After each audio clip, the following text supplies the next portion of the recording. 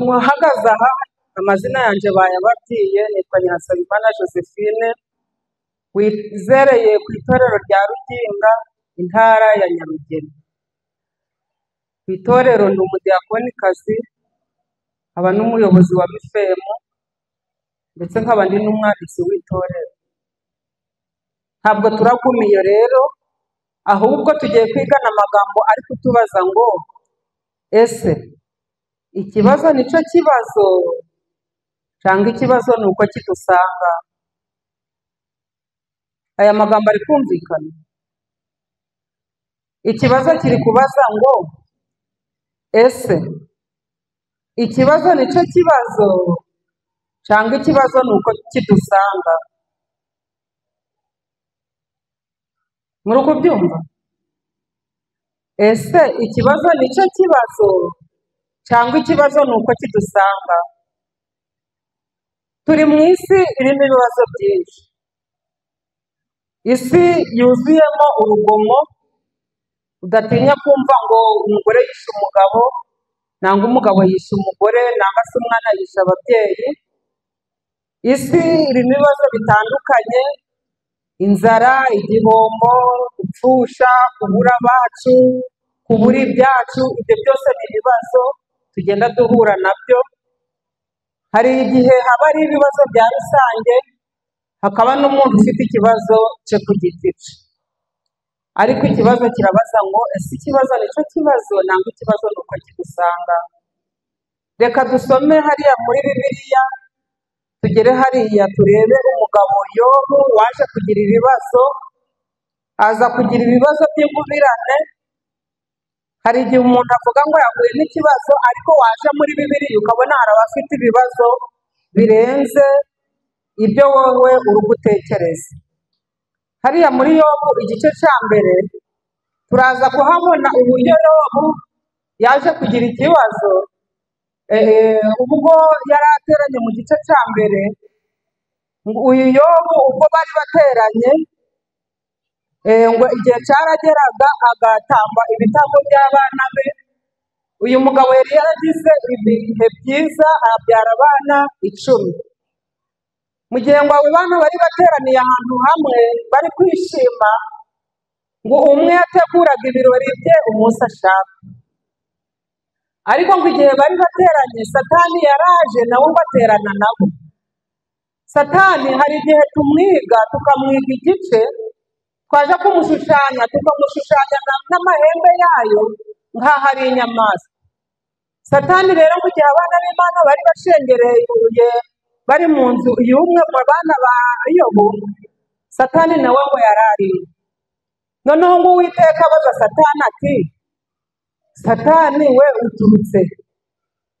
Satani aramubwira ati, mvuye mu isi no kuyizerera. Uwiteka abaza Satani ati, uvuye mu isi witegereje umugaragu wanje Yobu? Satani yarasubije ati, namwitegereje. Noneho Imana iramumuratira, aravuga ati, umugaragu wanje ukiranuka? Satani yaramubwiye ati, yabuzwa n'iki kugukiranukira?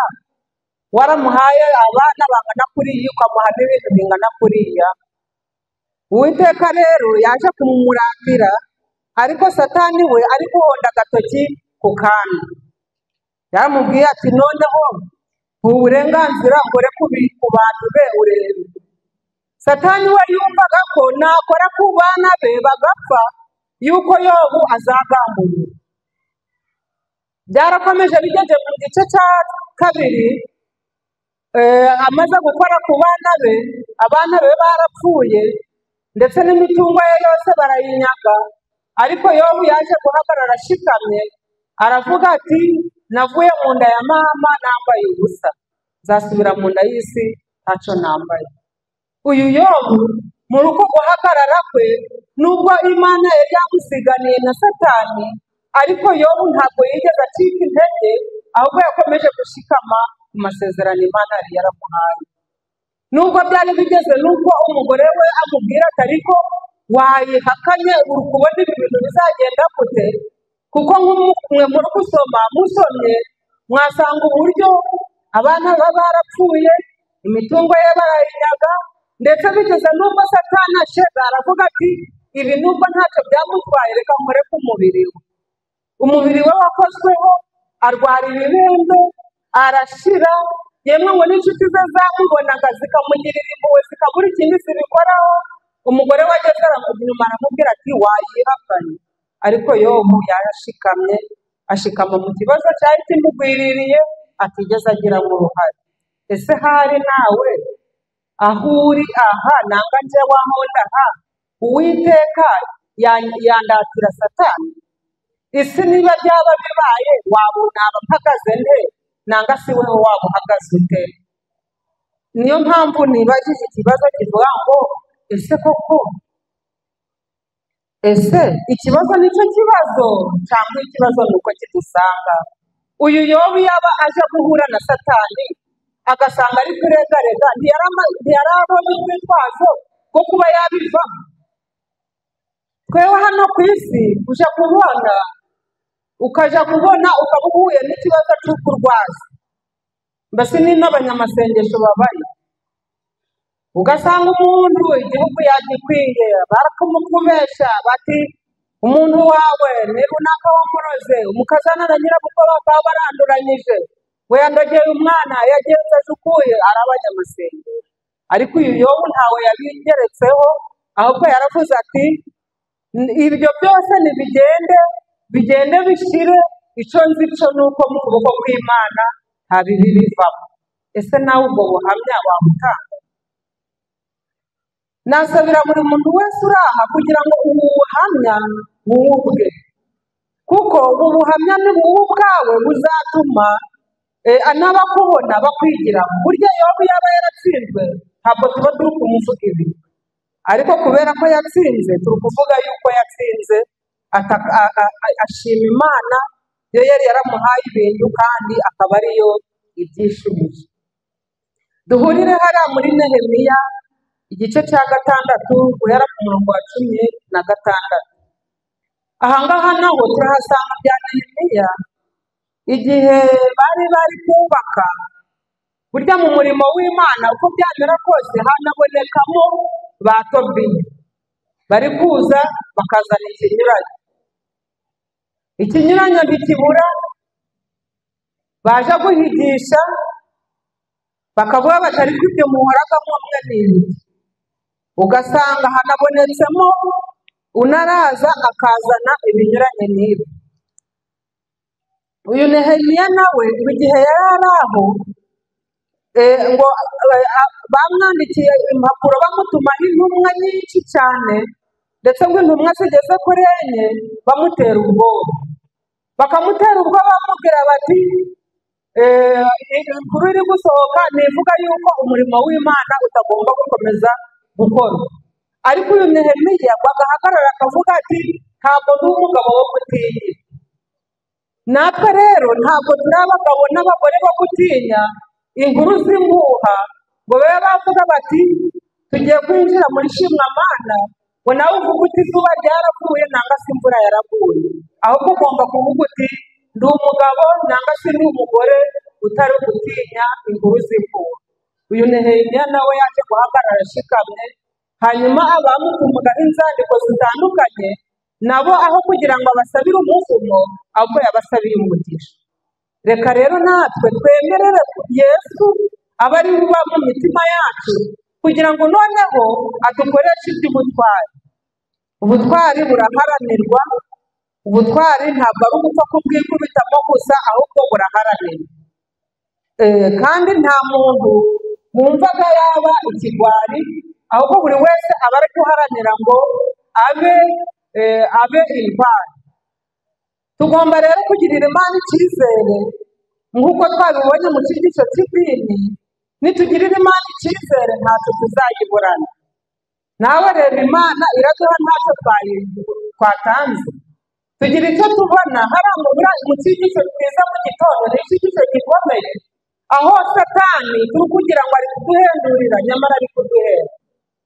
Mu gitondo umumotari twari kumwe niwe twagiranye ikiganiro, ari kumbwira ati nawe rero umugabo ari kubaho akaja kunywa inzoga akarya inyama y'ingurube, nyuma yaho igihe cyagera akaba ararwaye. Noneho yamara kurwara akagira y'amafaranga yatanze ari kunywa, akongera akagira n'ayandi ari kujya kwivura. Ariko ubundi abadivantisite bari ingurube ryabo. Ubwo ugasanga abantu aho kugira ngo Satani kubera ko ari ubuhendanye bwe kugira ngo abantu bateshuke, akomeze gushyira abantu mu maganya, akomeze gushyira abantu mu majune, akomeze kwereka abantu ko hari ibibazo, noneho tugahugira muri ibyo ibibazo bikaba ibibazo, aho kugira ngo dushake ibisubizo, ahubwo icyo ari cyo cyose tukakibonamo ikibazo. Ahubwo ntabwo ari uko bimeze, tugomba gusaba imbaraga kuko Imana yo yiteguye kudukorera ibikomeye kandi ni amasezerano tugenderaho. Imana ntabwo izemera yuko duheranwa n'ibyo, ahubwo ishaka yuko twaba abagabo nyabagabo bo guhamya ibyo yasezeranye. Hano duhurire muri Luka igice cya 4 ku murongo wa 36.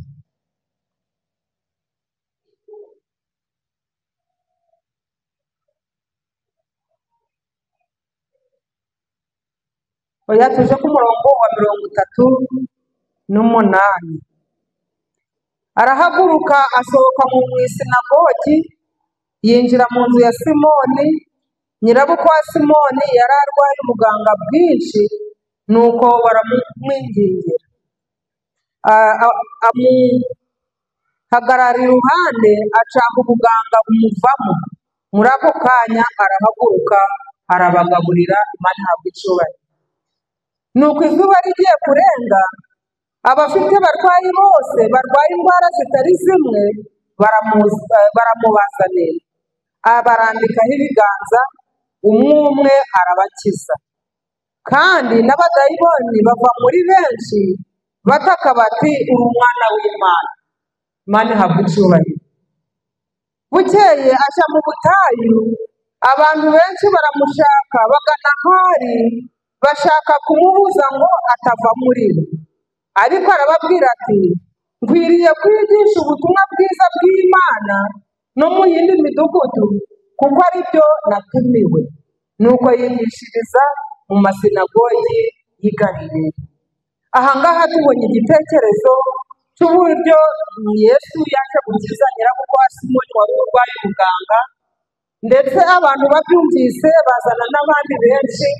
Yesu akabakiza indwara zitandukanye, abarambikaho ibiganza, buri wese umwe. Ntabwo rero iyi mbaraga Yesu yakoresheje iki gihe cyabo, ntabwo nta handi zagiye, ahubwo natwe ziracyadutegereje kugira ngo zidukoreshe ibitangaza. Uburwayi waba ufite ubwo ari bwo bwose, ibibazo waba ufite ibyo ari byo byose, Yesu yiteguye kukurambikaho ikiganza kandi akagukiza.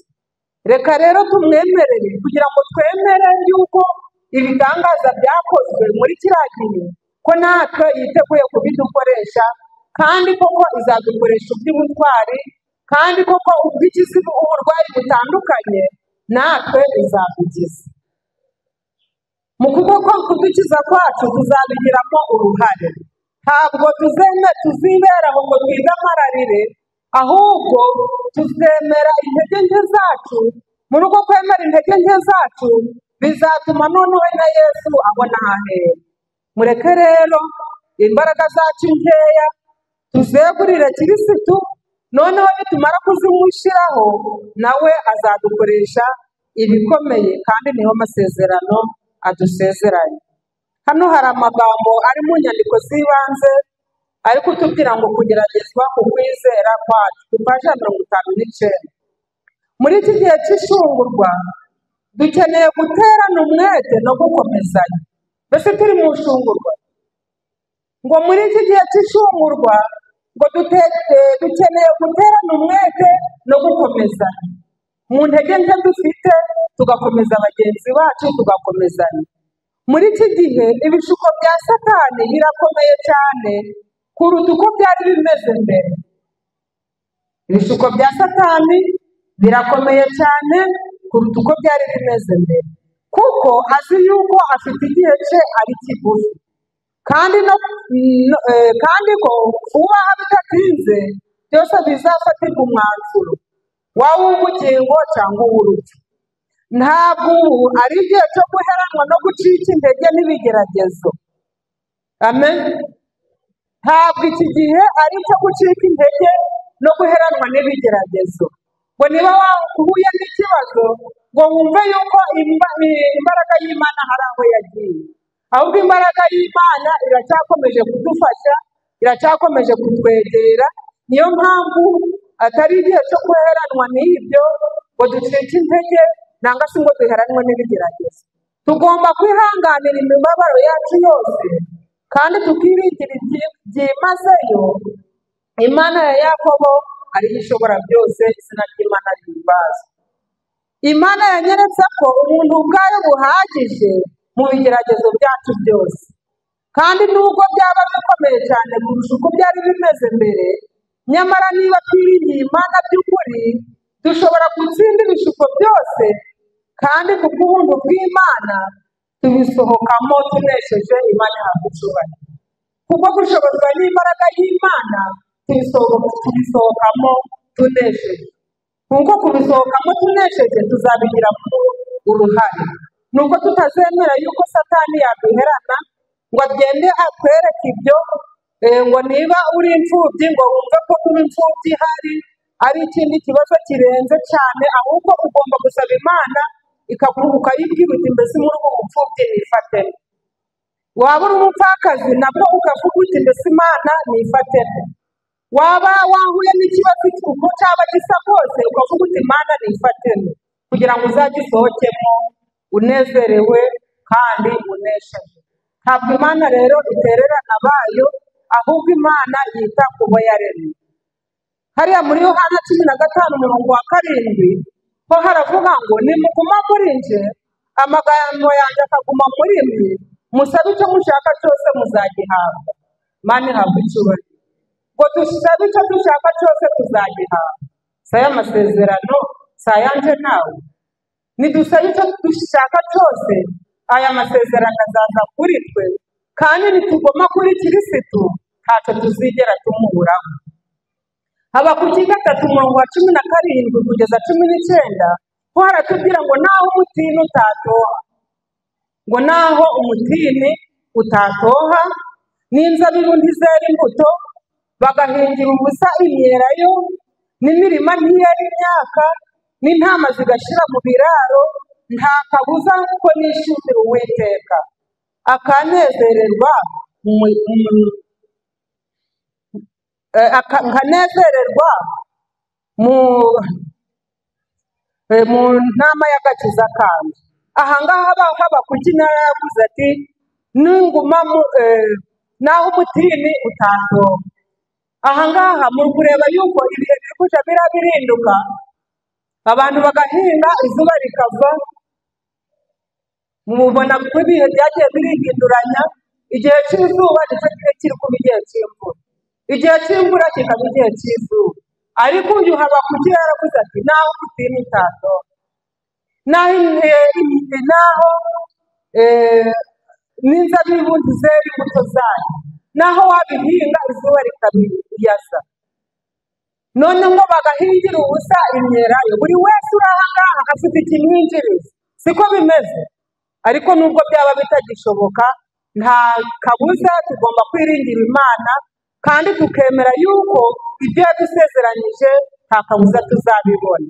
Kuko tubibonye mu nyandiko z'ibanze, tubonye neza yuko tugomba kudacibwa intege n'ibyo ngo ibigeragezo aribyo bigenda bitwikubitaho tumve yuko biturangiranye, ahubwo ngo tugomba gushikama kuri Kirisitu tukazabisohokamo tunesheje.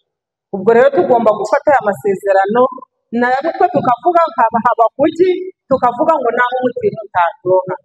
Ndi kubareba ngasanga muzatsinda urugero, siko bimeze basi? Muzatsinda kuko ni ijisho ryawe. Ukurikije uko mwicaye, ukurikije uko mutuje, naho umutini utatoha muzatsinda. Imana ihabwa icyubahiro.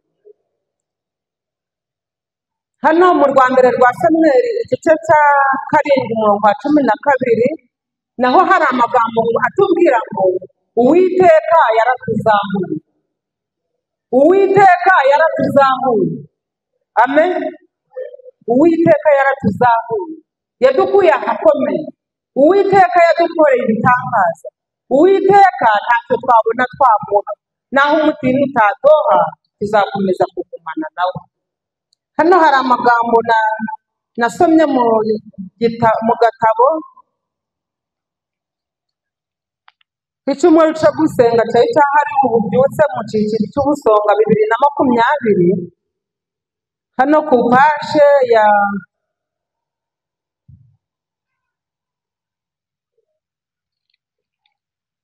paje ya kabiri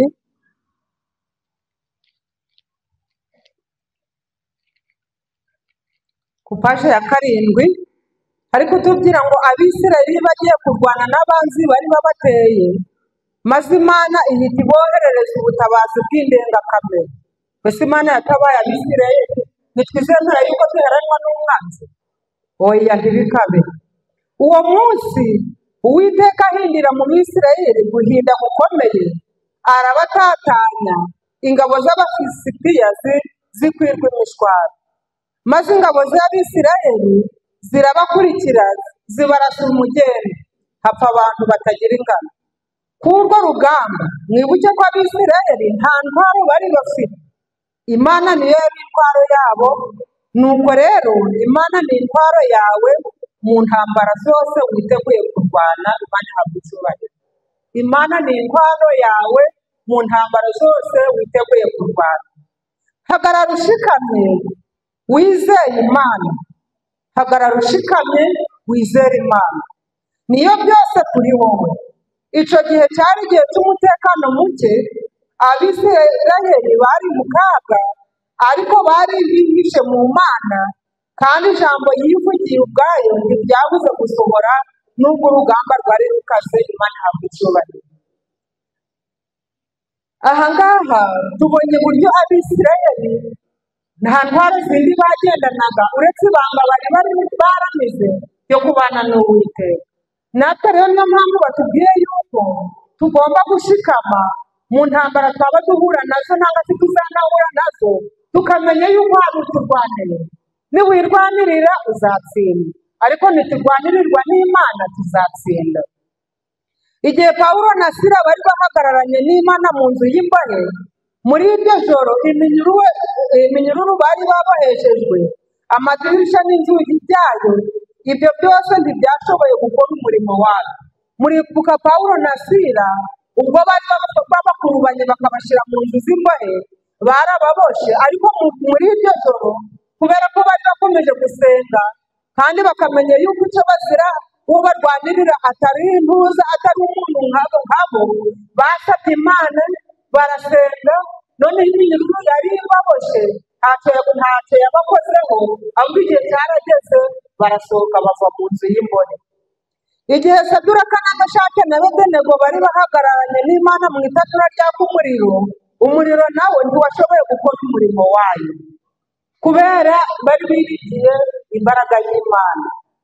Igihe Daniyeli yari ahagararanye n'Imana mu rwobo rw'intare, intare ntacyo zashoboye kumutwara, ahubwo zahindutse nk'aho amatungo atunzwe no kurisha cyangwa n'izindi nyama zitari ibijyanye. Mu rukumu ibitangaza by'Imana.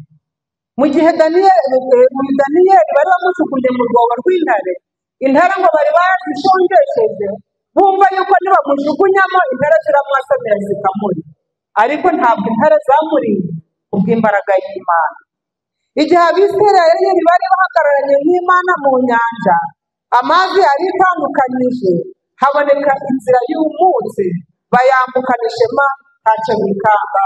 Imana ihabwa icyubahiro. Igihe Dawidi yari ahagararanye n'Imana, igihangange Goliyati cyabaye ikigwari, nticyabasha guhangana nawe. Inkota, amacumu, imiheto n'imyambi igihangange cyari cyitwaje kigambiriye kurwanya Dawidi cyabaye impfabusa. Imana ihabwa icyubahiro.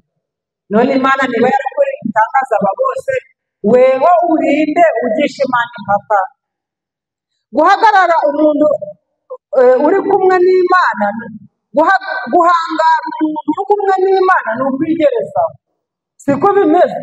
Guhangara umuntu uri kumwe n'Imana ni ukwigereza, cyane cyane igihe ariho atanga amaturo cyangwa atanga ibitambo, bitewe n'uko muri icyo gihe umuntu uriho uramya abo yomatanye aba yomatanye n'Uwiteka Imana, kandi nayo imufite mu maboko yayo. Niyo mpamvu gutura Imana amaturo ari ingenzi cyane mu bya mwuka. Ubusonga ni uguhitamo guhagarara iruhande rw'Imana buri munsi. Nshuti nkunda, hagarara iruhande rw'Imana kandi uje wibuka aya magambo: nta kuramya kudatanga ibitambo, he kugira umuntu wese uzi ubusa imbere yacu. Muri uru rugendo twebwe ubwoko bw'Imana tuzengurutswe n'abanzi bacu. Igihe ufashwe n'indwara, reka usanga uhagararanye n'Imana. Muri ubwo burwayi, muri icyo kibazo uhuye nacyo, Imana nije isanga muhagararanye. Igihe tubuze abo twakundaga, reka ako kaga kaje kadusanga iruhande rw'Imana. Amen. Mu gihe akaga ko kuba wapfushije umuntu kakugezeho, reka Imana ije isanga muhagararanye.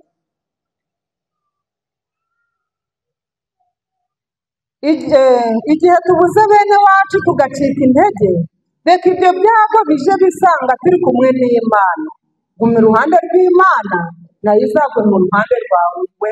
Imana ihabwa icyubahiro. Intsinzi y'Abisirayeli ku Bafilisitiya yari ikomeye. Iyi miji myinshi yari yaranyazwe n'Abafilisitiya barayishubije, kandi hari hashize igihe kirekire Abafilisitiya bagerageza kubatera. Mu by'ukuri twanyazwe imiji myinshi mu by'umwuka, umwanzi yatunyaze ukwizera kwacu, ariko Uwiteka yiteguye kuyidukomorera nituramuka twihanye ibyaha kandi tukamugarukira. Uyu munsi ni umunsi wawe wo kwicuza ugukiranirwa kose kwagaragariye muri wowe. Uyu munsi ni umunsi wo kwicuza gukiranirwa kose kwagiye kukugaragaraho nanga se kwagiye kugaragaraho. Reka Imana yo mu ijuru tuyisabe, ari amasezerano yagiye arahura n'abari abantu bose twamaze kubona. Reka Imana tuyizere, ahubwo mu bikubaho byose ugumane nayo. Twe dufashe Imana twaruha tukananirwa, ariko n'Imana nidufasha ntabwo tuzananirwa, ahubwo dusaba kugira ngo tugume kuba ku ruhande rw'Imana. Nitubaguma ku ruhande rw'Imana, nta na kimwe kizadutera ubwoba, ahubwo byose bizacibwa intege n'imbaraga y'Imana. Ntabwo Imana rero izigera itererana bayo, ahubwo Imana iradukunda. Urwandiko rwa Samweli 15:29 hari kutubwira ngo ibere Isirayeli amaboko ntibesha kandi ntiyihana, kuko atari umuntu ngo yihane. Imana yadusezeranyije amasezerano izayaduha. Abafilipi igice cya 6, icyo nzi neza rwose ntashidikanya ni uko iyo atangiye umurimo muri we izawurangiza rwose kugeza ku munsi wa Yesu Kristo. Imana ihabwa icyubahiro. Ntabwo Imana izadutererana, ntabwo Imana izagenda ngo itureke iyo, ahubwo abizera Uwiteka bazahama mu gicucu cy'ishobora byose. Badusomeye isomo riboneka mu Baheburayo 13:8, isomo ryiza cyane ndi kubatura kugira ngo buri wese arizirikane. Riri kutubwira ngo Yesu Kristo uko yari ari ejo n'uyu munsi ni kwari, kandi niko azahora iteka ryose. Amen. Yesu Kristo uko yari ari ejo, Yesu Kristo uko yabanye na Dawudi, Yesu Kristo akabana na bari abandi bose kuva ba Daniyeli na ba Nehemiya na ba Yobu, uko yari ari icyo gihe na n'uyu munsi ni kwari, kandi yiteguye kudukorera ibikomeye. Ntabwo Imana rero izihana bayo, ahubwo Imana iradukunda kandi Imana itwitaho. Hariya mu Befeso 3:20 hari kutubwira ngo nuko ibasha gukora ibiruta cyane ibyo dusaba. Hari igihe dusaba twe tugasaba nabi, nuja guhiga uzasaba ibirenze kugira ngo noneho Imana nayo ibone ko hari ubushake ifite. Nawe reba, Imana yatanze umwana wayo w'ikinege ikitanga ku musaraba, ikizigomwa kuduha ni ikihe? Ndetse n'ibyo twibwira byose nk'uko imbaraga zayo ziri zidukoreramo, icyubahiro kibi cyayo mu itorero no muri Kristo Yesu kugeza iteka ryose ry'ibihe bidashira. Isomo risoza reka turirebe hariya mu rwa mbere rw'Abatesalonike igice cya 5.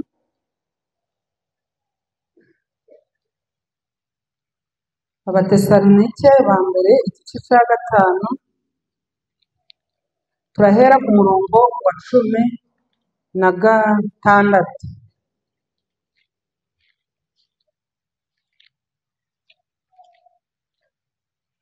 Bwa mbere rw'Abatesalonike, sinzi niba hari uwahabonye.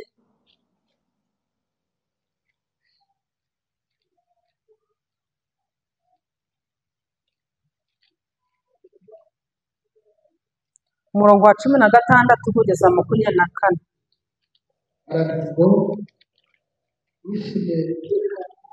Mwishime iteka, musenge ubudasiba, mu bibaho byose mubure mushima, kuko ari ibyo Imana ibashakaho muri Kristo Yesu. Mukazimya umwuka w'Imana, kandi ntimugahinyure ibihanurwa, ahubwo mugerageze byose mukundire ibyiza, mwirinde igisa n'ikibi cyose. Imana y'amahoro ibeze rwose, kandi mwebwe ubwanyu n'umwuka wanyu n'ubugingo n'umubiri byose birarindwe, bitazabaho umugayo ubwo umwami wacu Yesu Kristo azaza. Ibahamagara niyo kwizerwa, no kubikora uzabikora. Mureke twemerere Imana yo mu ijuru, ariyo iyobora imibereho yacu. Imana yo mu ijuru ariyo twitwaramo, tuyegere nayo izatwegera. Imana yo mu ijuru uri kutubwira ngo mungureho umuti wo gusiga ku maso. Imana yo mu ijuru iri kutubwira ngo mwambare intwaro zose z'Imana kugira ngo mudahagarara mudatsinzwe n'uburiganya bwa Satani. Mureke tuyemerere ayitura muri twe, kandi natwe duharanire kuba impanda y'Imana. Nibyo mbasabira nanjye nisabira. Imana yo mu ijuru yo kabyara ikomeze kubana natwe mu izina rya Yesu.